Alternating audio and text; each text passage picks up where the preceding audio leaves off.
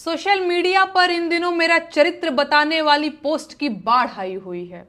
सबको बताना है कि मैं कितनी ज्यादा चरित्रहीन हूं। पूरी क्रिएटिविटी के साथ कीचड़ उछाला जा रहा है। एडिटेड तस्वीरों का पूरा एल्बम घूम रहा है और एडिटेड फोन कॉल से लेकर अफवाहों तक का बाजार खूब गर्म है। कुल मिलाकर सबको मजा आ रहा है। इंटरेस्टिंग बात यह है कि यह सब काम देशभक्ति के नाम पर हो रहा है और मुझे गालियां देकर लोग झटपट देशभक्त बन जा रहे हैं। अगर मैं इस प्रोसेस को न समझ रही होती तो मैं जरूर परेशान हो जाती, कमजोर पड़ जाती, टूट जाती। लेकिन इन फर्जी देशभक्तों के लिए बुरी खबर यह है कि मैं खूब समझ रही हूं कि इस वक्त मेरे साथ क्या हो रहा है और क्यों हो रहा है। मैं इस सरकार से सवाल पूछ रही हूं, लेकिन सरकार के पास मेरे सवालों का कोई जवाब नहीं है, तो बदले में मुझे गालियां दिलवाई जा रही हैं। सवाल पूछने वाली लड़कियों को रोकने का सबसे आसान तरीका यही तो है, उनके चरित्र पर सवाल उठा दो। बेचारी डर जाएंगी।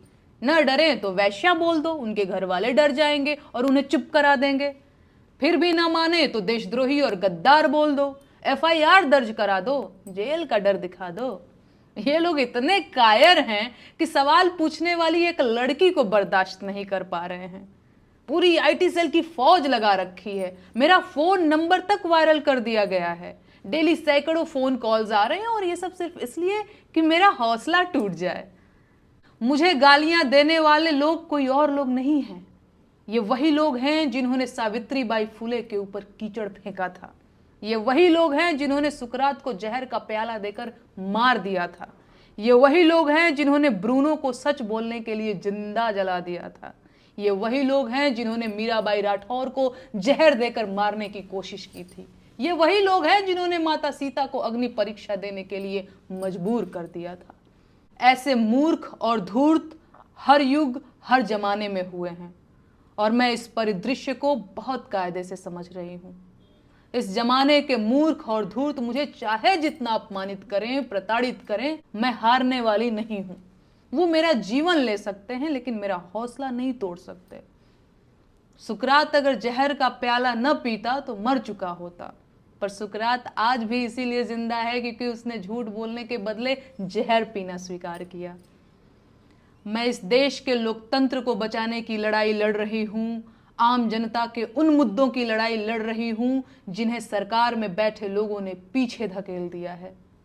इस देश की जनता को रोजगार चाहिए सर, महंगाई से छुटकारा चाहिए, अच्छे स्कूल और अच्छे अस्पताल चाहिए, अस्पतालों में डॉक्टर और स्कूलों में शिक्षक चाहिए। आम जनता को हिंदू मुसलमान और मंदिर मस्जिद के झगड़े नहीं चाहिए। लेकिन इस सरकार ने आम जनता को सिवाय झगड़ों के और कुछ नहीं दिया है। सरकार इस देश को कमजोर कर रही है और मैं ये होने नहीं दूंगी। ये देश इस सरकार की जागीर नहीं है और प्रधानमंत्री देश के मालिक नहीं हैं।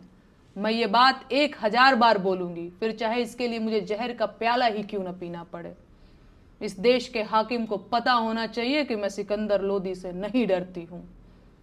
बाकी इस देश के महिला आयोग से मुझे कोई शिकायत नहीं है।